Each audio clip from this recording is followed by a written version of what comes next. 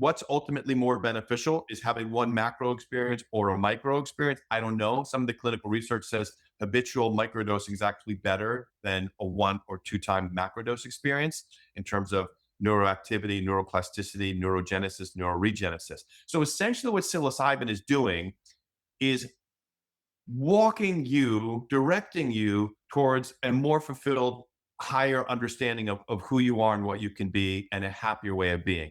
What I always tell people is that mushrooms exist on the vertical axis. Okay. So you have the earth and you have this mushroom, which compresses so much wisdom, knowledge, insight, the Akashic records, you know, the spiritual history of us as a species and this planet. And then we have the heavens above, and then there's you in between. And what the mushroom does is all about clearing the channel between the earth, you, and the heavens above, and the heavens, you, and the earth. It's a very vertical experience in terms of it's really like mushrooms essentially love you. The journey might be challenging, but they want you happy, healthy, fulfilled, connected in a spiritual way to the earth and the heavens above. That's really what it's about.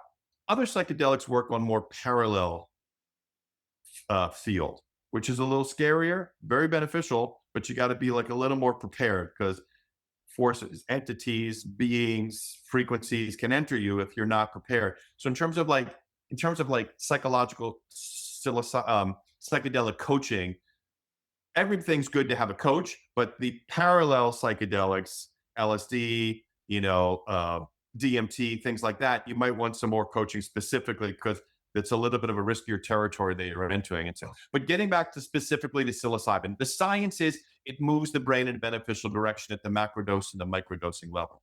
Specifically, what's happening is it's a very powerful anti-inflammatory to breach the blood-brain barrier, which very few products can do. Black seed oil, certain plant medicines can do that, and to pull toxicity and inflammation out of the brain. I feel one of the reasons why at the microdosing I often get feedback, and particularly macrodosing, is that when people are tripping, they talk about their eyesight, the things that they're seeing and that they're hearing. I often wonder, is that purely a product of the psilocin hitting the brain and giving us a psychedelic experience? Or is there such a spontaneous flushing of inflammation, ocular inflammation, inflammation in the ears, where suddenly you can just see and hear at an accelerated level because gunk is out of the way. I've had people talk about improved vision, that their vision has improved 50, 60, 70 years old. So I think there's something to be said.